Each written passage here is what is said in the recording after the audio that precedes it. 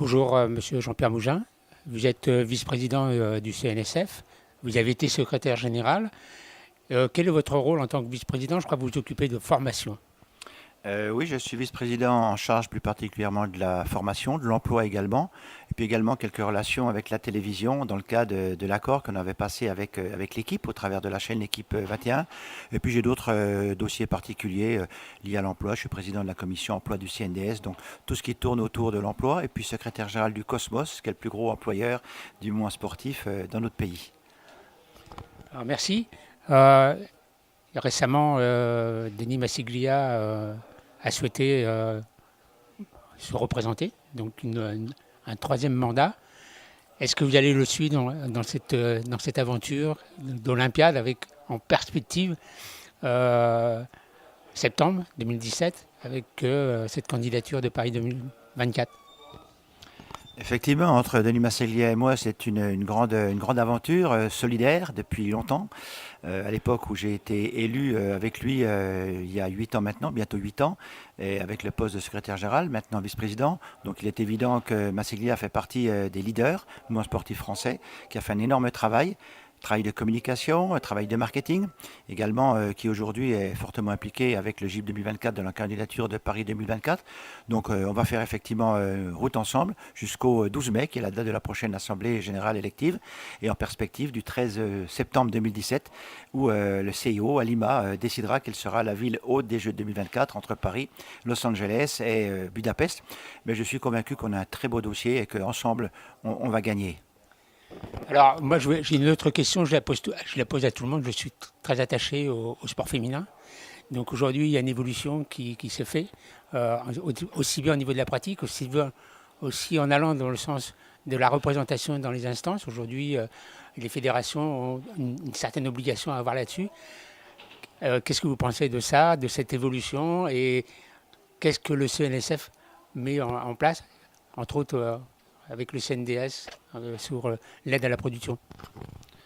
Alors c'est vrai que ce dispositif qui oblige les fédérations à avoir un certain pourcentage de femmes en fonction du nombre de licenciés, soit 25%, soit 40%, me paraît être une bonne chose, même si cela devrait se faire logiquement et naturellement, pas forcément avec des règles.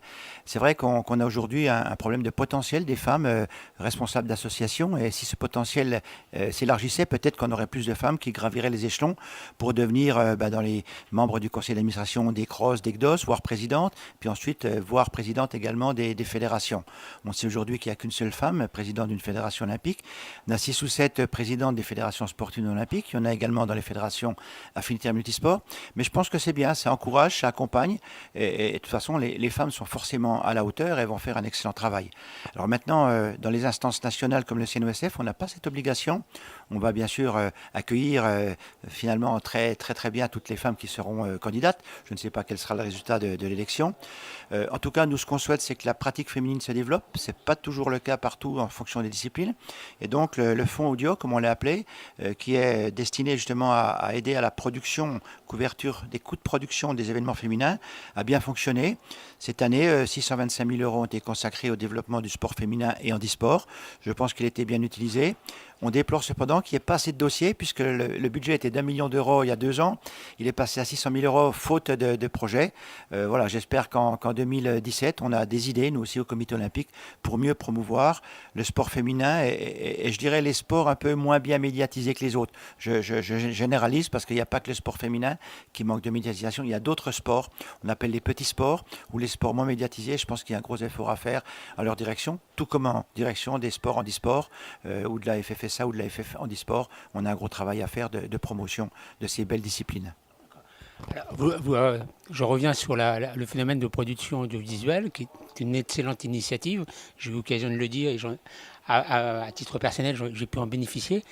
Est-ce que vous ne pensez pas qu'il y a un problème de diffusion, de diffuseurs? Parce qu'aujourd'hui, et moi je l'ai subi, c'est-à-dire qu'aujourd'hui on a beaucoup de mal à trouver un diffuseur, et surtout quand il s'agit de chaînes, France 3 ou quoi que ce soit. Donc, qu'est-ce qu'on pourrait faire pour que ces diffuseurs comprennent quand même qu'il n'y a pas que l'événement, mais qu'il peut y avoir aussi des documentaires qui sont intéressants? Alors, vous avez raison, il faut, même si le fonds existe, il faut trouver des diffuseurs qui sont OK pour promouvoir et produire des images liées au sport féminin ou à d'autres sports moins médiatisés. Les chaînes privées regardent quelle est l'audience. La chaîne publique ne fait pas forcément toujours le travail qu'on attend d'elle. Et il y a une mission de David Assouline qui a été confiée récemment par le CSA. J'ai été auditionné par David Assouline. Et donc l'idée, pour ceux qui ont vu le rapport, c'est justement de faire en sorte que les chaînes publiques puissent être, en particulier France Télévisions, puissent être beaucoup plus ouverts à l'ensemble des sports et ne pas viser que l'aspect audience, l'aspect financier, mais aussi l'aspect généralisation de l'ensemble des sports.